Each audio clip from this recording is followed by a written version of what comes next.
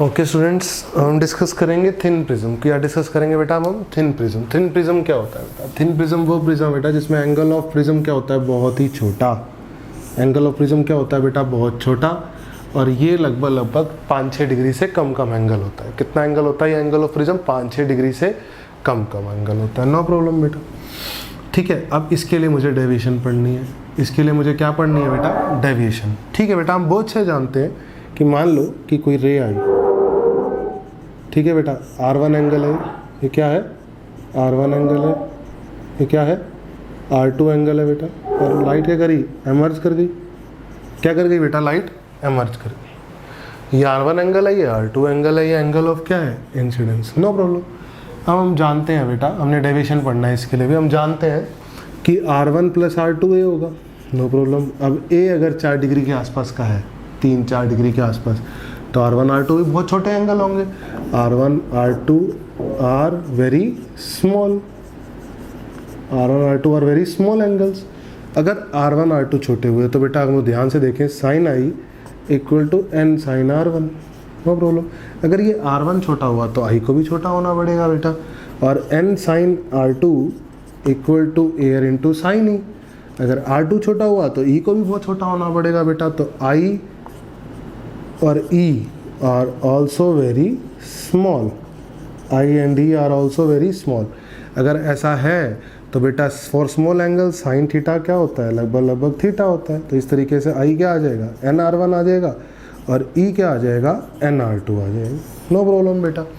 अगर ऐसा है तो हमने डेविएशन का फॉर्मूला क्या पढ़ा था बेटा? I + E - A। No problem.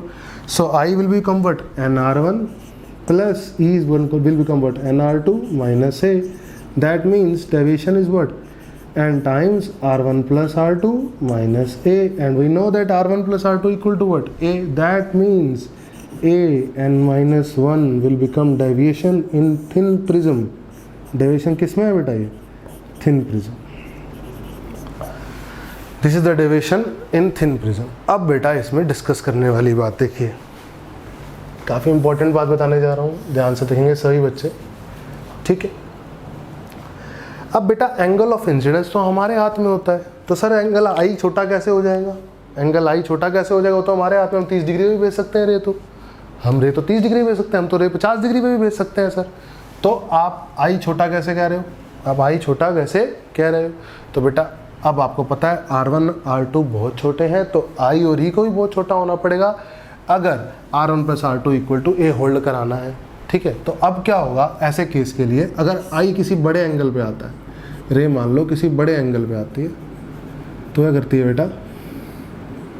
वो रिफ्रैक्ट करती है। क्या करती है बेटा?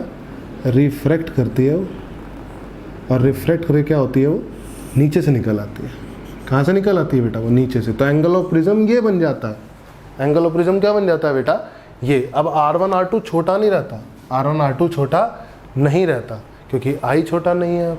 अगर I छोटा नहीं होगा बेटा R1 भी छोटा नहीं होगा। R1 R2 छोटे नहीं होंगे तो R1 + R2 जो कि A है, एंगल ऑफ प्रिज्म, वो छोटा कैसे आ सकता है? वो फिर छोटा आ ही नहीं सकता। इसका मतलब वो बड़ा एंगल आएगा। वो बड़ा एंगल तभी आएगा जब लाइट सामने जाए ना, लाइट क्या करे? नीचे जाए, यानी एंटर इस फेस से करे और इस फेस से एमर्ज हो। तो अगर मैं चाहता हूँ कि लाइट इस फेस से एंटर करे और इस फेस से एमर्ज करे, तो मुझे एंगल ऑफ इंसिडेंस छोटा ही रखना होगा। मुझे एंगल ऑफ इंसिडेंस क्या रखना होगा बेटा? छोटा ही रखना होगा। अदरवाइज लाइट जिस फेस से, इस फेस से एंटर करेगी तो इस फेस से निकलने के चांसेस बढ़ जाएंगे अगर एंगल ऑफ इंसिडेंस बड़ा होगा, क्योंकि R1 बड़ा होगा, R1 बड़ा होगा, R2 बड़ा होगा, तो R1 + R2 जो कि A है वो भी बड़ा होगा। और वो ये तो ये छोटा है, ये तो हम बोल ही रहे हैं ये तो हम प्रिज्म ही ऐसा ले रहे हैं। ठीक है बेटा, तो this is the angle of deviation in thin prism. Okay students, thank you.